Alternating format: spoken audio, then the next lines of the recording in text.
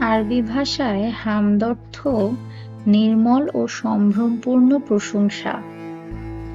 গুণ ও সিফাত সাধারণত দুই প্রকার হয়ে থাকে, তা ভালোও হয় আবার মন্দও হয়।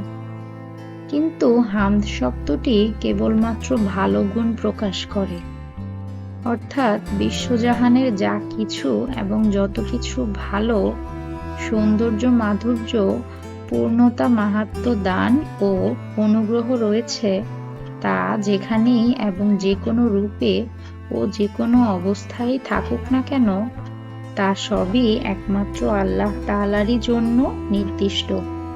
একমাত্র তিনিই, তার মহান সত্তাই সেসব পাওয়ার অধিকারী। তিনি ছাড়া আর কোনো উপাস্যই এর যোগ্য হতে পারে না, কেননা সবকিছুর সৃষ্টিকর্তা তিনি এবং তার সব সৃষ্টি অতীব সুন্দর। এর অধিক সুন্দর আর কিছুই হতে পারে না, মানুষ কল্পনাও করতে পারে না। তার সৃষ্টি, লালন পালন, সংরক্ষণ, প্রবৃদ্ধি, সাধনের সৌন্দর্য তুলনাহীন। তাই এর দরুন মানব মনে স্বতঃস্ফূর্তভাবে জেগে ওঠা প্রশংসা ও ইচ্ছামূলক প্রশংসাকে হামদ বলা হয়। এখানে এটা বিশেষভাবে জানা আবশ্যক যে আল-হামদু কথাটি আশ-শুকর থেকে অনেক ব্যাপক, যা আধিক্য ও পূর্ণতা বোঝায়। যদি কেউ কোনো নিয়ামত পায়, তাহলে সেই নিয়ামতের জন্য শুকরিয়া প্রকাশ করতে হয়।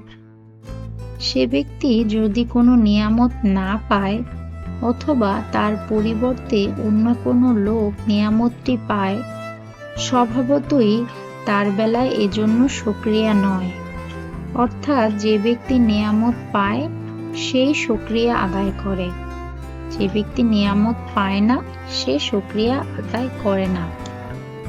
এ হিসেবে আশ-শুকুর লিল্লাহ বলার অর্থ হয়তো এই যে, আমি আল্লাহর যে নিয়ামত পেয়েছি সেজন্য আল্লাহর শুকরিয়া আদায় করছি।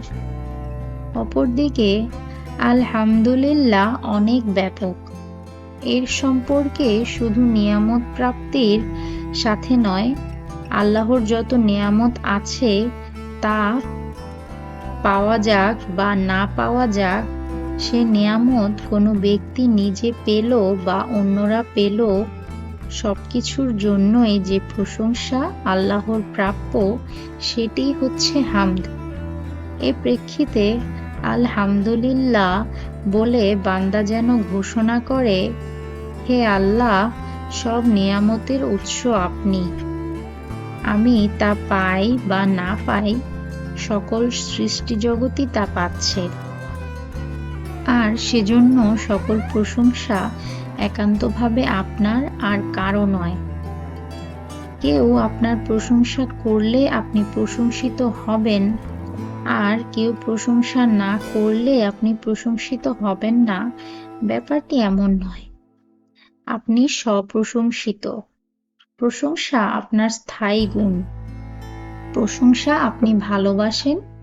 আপনার প্রশংসা কোনো দানের বিনিময়ে হতে হবে এমন কোনো বাধ্যবাধকতা নেই। আরও একটি বিষয় লক্ষণীয় যে, এখানে আলহামদুলিল্লাহ অর্থাৎ সকল প্রশংসা আল্লাহর, এই শব্দটি ব্যবহার করা হয়েছে। আহমাদুল্লাহ বা আমি আল্লাহর প্রশংসা করছি, এই শব্দ ব্যবহৃত হয়নি। এর কারণ সম্ভবত এই যে, আহমাদুল্লাহ বা আমি আল্লাহর প্রশংসা করছি, এই বাক্যটি বর্তমানকালের সাথে সম্পৃক্ত। অর্থাৎ আমি বর্তমানকালে আল্লাহর প্রশংসা করছি। অন্যদিকে আলহামদুলিল্লাহ বা সকল প্রশংসা আল্লাহর, যা সর্বকালে অর্থাৎ অতীত, বর্তমান ও ভবিষ্যতে প্রযোজ্য। আর এজন্যই হাদিসে বলা হয়েছে, সবচাইতে উত্তম দোয়া হলো আলহামদুলিল্লাহ, কারণ তা সর্বকাল ব্যাপী। অন্য আরেকটি হাদিসে এসেছেন, রাসূলুল্লাহ সাল্লাল্লাহু আলাইহি ওয়াসাল্লাম বলেন, আর আলহামদুলিল্লাহ মিজানকে পূর্ণ করে। এজন্য অধিকাংশ হাদিসে রাসূলুল্লাহ সাল্লাল্লাহু আলাইহি ওয়াসাল্লাম দিনরাত্রি জিকির ও সালাতের পরের জিকিরের মধ্যে আলহামদুলিল্লাহ শব্দই শিখিয়েছেন। এই আলহামদুলিল্লাহ পূর্ণমাত্রায় প্রশংসা হওয়ার কারণেই আল্লাহ এতে খুশি হন।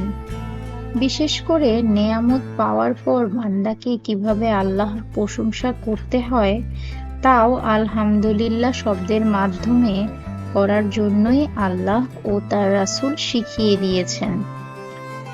দেখুন, এভাবে আলহামদুলিল্লাহ হলো সীমাহীন প্রশংসা ও কৃতজ্ঞতার রূপ।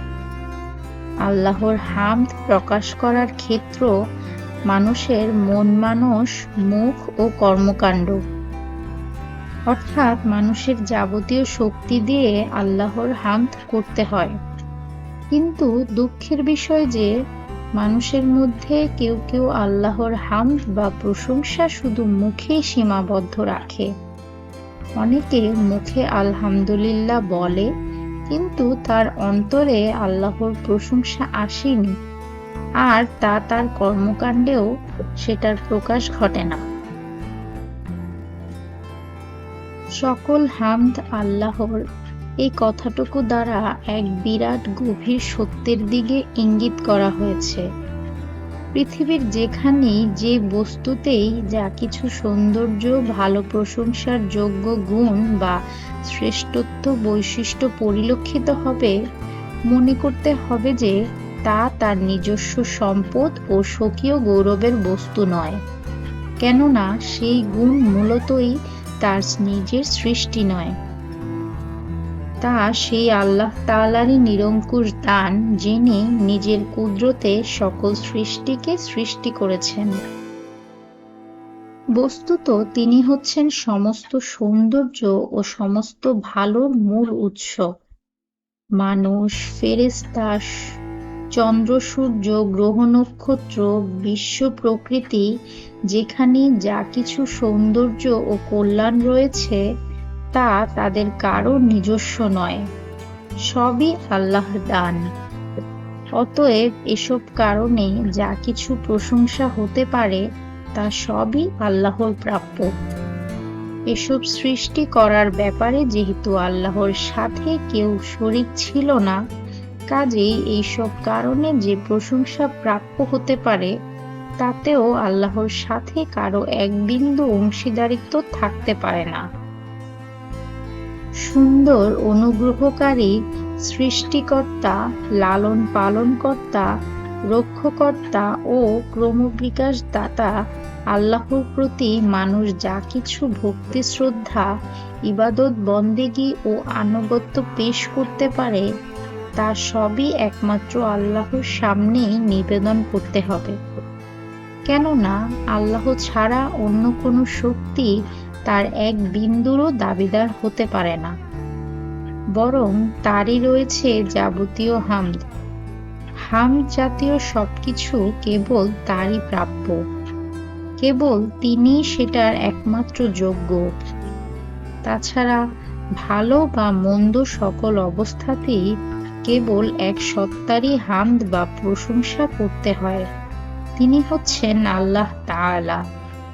রাসূলুল্লাহ সাল্লাল্লাহু আলাইহি ওয়াসাল্লাম আমাদের শিক্ষা দিয়েছেন যে কেউ যদি কোনো খারাপ কিছুর সম্মুখীন হয় তখনও যেন বলে, সর্বাবস্থায় আল্লাহর জন্যই যাবতীয় হামদ। ইবনে মাজাহ 3803। কুরআন হাদিস হতে স্পষ্টভাবে জানা যায় যে সাধারণভাবে কোনো ব্যক্তির গুণ সৌন্দর্যে মুগ্ধ হয়ে তার এতখানি প্রশংসাও করা যায় না যাতে তার ব্যক্তিত্বকেই অসাধারণভাবে বড় করে তোলা হয় এবং সে আল্লাহর সমকক্ষতার পর্যায়ে পৌঁছে যায়। মূলত এইরূপ প্রশংসাই মানুষকে তাদের পূজার কঠিন পাপে নিমজ্জিত করে। সেজন্য রাসূলুল্লাহ সাল্লাল্লাহু আলাইহি ওয়াসাল্লাম প্রত্যেক ঈমানদার ব্যক্তিকে বলেছেন, যখন বেশি বেশি প্রশংসাকারীদেরকে দেখবে তখন তাদের মুখের উপর ধুলি নিক্ষেপ করো। মুসলিম 3002। নতুবা তার মনে গৌরব ও অহংকারী ভাবধারার উদ্রেক হতে পারে। হয়তো মনে করতে পারে যে সে বহুবিধ গুণ গরিমার অধিকারী, তার বিরাট যোগ্যতা ও ক্ষমতা রয়েছে। আর কোনো মানুষ যখন এই ধরনের খেয়াল নিজের মনে স্থান দেয় তখন তার পতন হতে শুরু হয় এবং সে পতন হতে উদ্ধার হওয়া কিছুতেই সম্ভব হয় না। তাছাড়া মানুষ যখন আল্লাহ ছাড়া অপর কারো গুণ সৌন্দর্য দেখে মুগ্ধ হয়ে তার প্রশংসা করতে শুরু করে তখন মানুষ তার ভক্তি শ্রদ্ধার জালে বন্দী হয়ে পড়ে এবং শেষ পর্যন্ত সেই মানুষের দাসত্ব ও মানুষের পূজা করতে আরম্ভ করে। এই অবস্থা মানুষকে শেষ পর্যন্ত চরম পঙ্কিল শিরকের পথে পরিচালিত করতে পারে। সেজন্যই যাবতীয় হামদ একমাত্র আল্লাহর জন্যই করার শিক্ষা দেয়া হয়েছে। আলামিন বহুবচন শব্দ, এক বচনে আলাম। কোনো কোনো তাফসীরকার বলেন, আলাম বলা হয় সেই জিনিসকে যা অপর কোনো জিনিস সম্পর্কে জানবার মাধ্যম হয়, যার দ্বারা অন্য কোনো বৃহত্তর জিনিস জানতে পারা যায়। সৃষ্টি জগতের প্রত্যেকটি অংশ সততই এমন এক মহান সত্তার অস্তিত্বের নিদর্শন, যিনি তার সৃষ্টিকর্তা, রক্ষাকর্তা, পৃষ্ঠপোষক ও সুব্যবস্থাপক। এজন্য সৃষ্টি জগৎকে আলাম বা বহুবচনে আলামিন বলা হয়। আলামিন বলতে কি বোঝায় যদিও এখানে তার ব্যাখ্যা করা হয়নি, কিন্তু অপর আয়াতে তা স্পষ্ট করে বলে দেয়া আছে। আয়াতটিতে বলা হয়েছে, ফিরআউন বলল, রাব্বুল আলামিন কি? মুসা বললেন, যিনি আসমান জমিন এবং এই দুটির মধ্যবর্তী সমস্ত জিনিসের রব।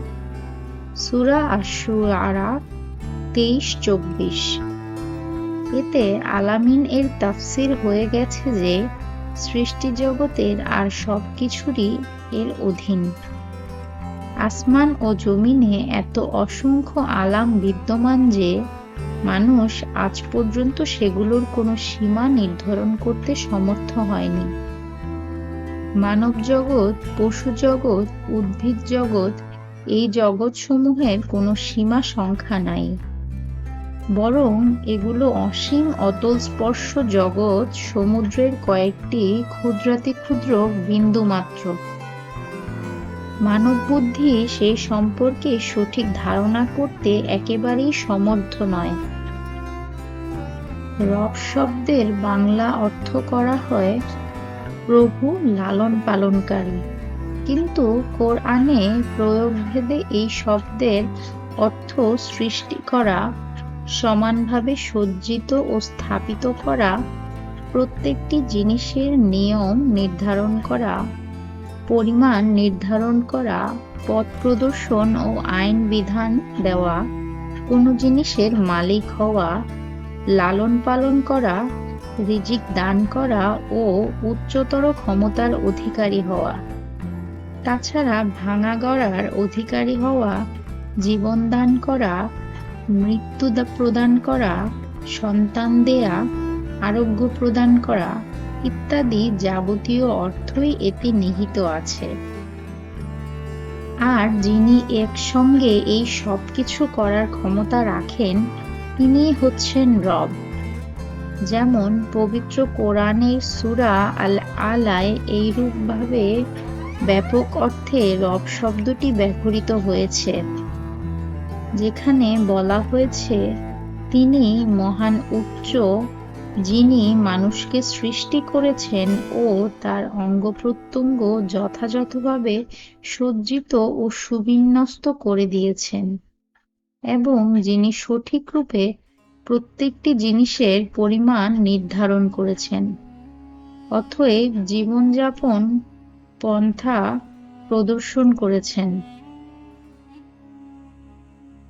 এই আয়াত হতে নিঃসন্দেহে জানা যায় যে রব তাকেই বলতে হবে যার মধ্যে নিজস্ব ক্ষমতা বলে সৃষ্টি করার, সৃষ্টির অঙ্গ-প্রত্যঙ্গ সমান ও সজ্জিত করার, প্রত্যেকটির পরিমাণ নির্ধারণ করার এবং হেদায়েত, দ্বীন ও শরিয়ত প্রদান করার যোগ্যতা রয়েছে, যিনি নিজ সত্তার গুণে মানুষ ও সমগ্র বিশ্বভুবনকে সৃষ্টি করেছেন।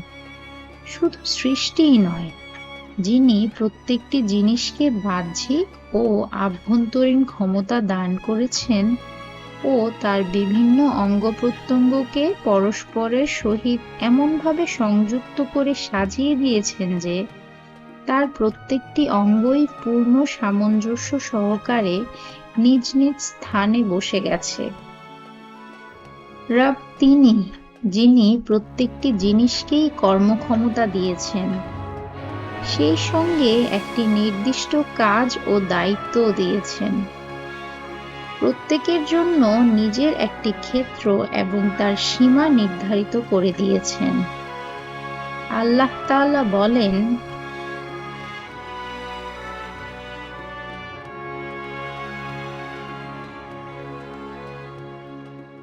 وَخَلَقَ كُلَّ شَيْءٍ فَقَدَّرَهُ تَقْدِيرًا। অর্থাৎ যিনি প্রত্যেকটি জিনিস সৃষ্টি করেছেন এবং তার পরিমাণ ঠিক করেছেন। অতএব এক ব্যক্তি যখন আল্লাহকে রব বলে স্বীকার করে, তখন সে প্রকারান্তরে এ কথারই ঘোষণা করে যে আমার বাহ্যিক ও আভ্যন্তরীণ, দৈহিক, আধ্যাত্মিক, দ্বীনি ও বৈষয়িক যাবতীয় প্রয়োজন পূরণ করার দায়িত্ব ও ক্ষমতা একমাত্র আল্লাহ তাআলাই গ্রহণ করেছেন। আমার এই সবকিছু একমাত্র তারই মর্জির উপর নির্ভরশীল। আমার সবকিছুর একচ্ছত্র মালিক তিনিই, আর কেউ তার কোনো কিছু পূরণ করার অধিকারী নয়। বস্তুত সৃষ্টিলোকে আল্লাহর দু ধরনের রুবুবিয়ত কার্যকর দেখা যায়। সাধারণত রুবুবিয়ত বা প্রকৃতিগত এবং বিশেষ রুবুবিয়ত বা শরিয়তগত। এক, প্রকৃতিগত বা সৃষ্টিমূলক: মানুষের জন্ম, তাহার লালন পালন ও ক্রমবিকাশ দান, তার শরীরকে ক্ষুদ্র হতে বিরাটতরের দিকে, অসম্পূর্ণতা হতে পূর্ণতার দিকে অগ্রসর করা এবং তার মানসিক ক্রমবিকাশ ও উৎকর্ষতা দান। দুই, শরিয়ত ভিত্তিক: মানুষের বিভিন্ন জাতি ও গোত্রকে পথ প্রদর্শন করা, ভালো মন্দ পাপ-পুণ্য নির্দেশের জন্য নবী ও রাসূল প্রেরণ, যারা মানুষের অন্তর্নিহিত শক্তি ও প্রতিভার পূর্ণত্ব বিধান করেন। এদেরই মাধ্যমে তারা হালাল, হারাম ইত্যাদি সম্পর্কে অবহিত হয়, নিষিদ্ধ কাজ হতে দূরে থাকতে এবং কল্যাণ ও মঙ্গলময় পথের সন্ধান লাভ করতে পারে। অতএব আল্লাহ তাআলার জন্য মানুষের রব হওয়া ব্যাপারটি খুবই ব্যাপক।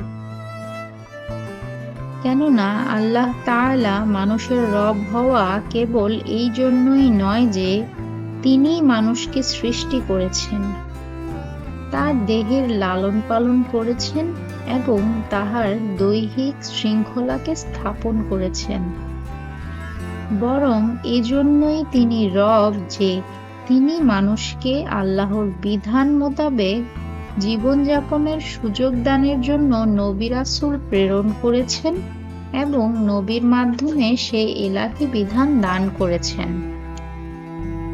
সমস্ত প্রশংসা আল্লাহর জন্যই বা তার জন্য নির্দিষ্ট, কেননা প্রশংসার প্রকৃত অধিকারী একমাত্র মহান আল্লাহই। কারো মধ্যে যদি কোনো গুণ, সৌন্দর্য এবং কৃতিত্ব থাকে, তবে তাও মহান আল্লাহ কর্তৃক সৃষ্ট। অতএব প্রশংসার অধিকারী তিনি। আল্লাহ শব্দটি মহান আল্লাহর সত্তায় এমন এক স্বতন্ত্র নাম যার ব্যবহার অন্য কারো জন্য বৈধ নয়। আলহামদুলিল্লাহ কৃতজ্ঞতা জ্ঞাপক বাক্য। এর বহু ফজিলতের কথা হাদিস সমূহে এসেছে।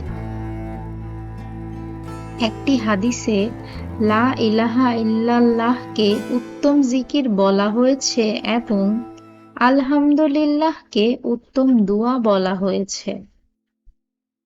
সহিহ মুসলিম এবং নাসাঈর বর্ণনায় এসেছে, আলহামদুলিল্লাহ দাড়িপাল্লা ভর্তি করে দেয়।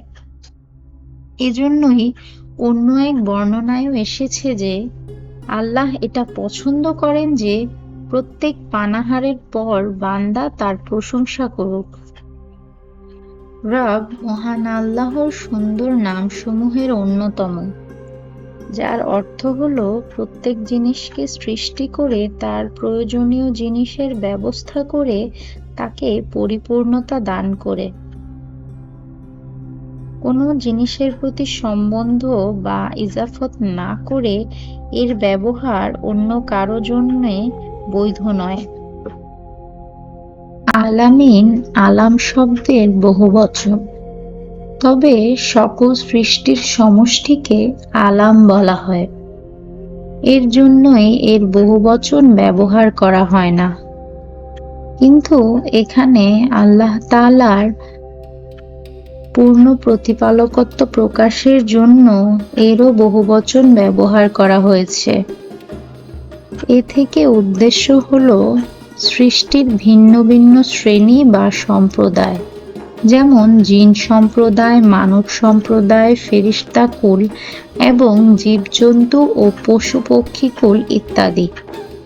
এই সমস্ত সৃষ্টির প্রয়োজনসমূহ একে অপর থেকে অবশ্যই ভিন্নতর, কিন্তু বিশ্ব প্রতিপালক প্রত্যেকের অবস্থা, পরিস্থিতি এবং প্রকৃতি ও দেহ অনুযায়ী তার প্রয়োজনীয় জিনিসের ব্যবস্থা করে দেন।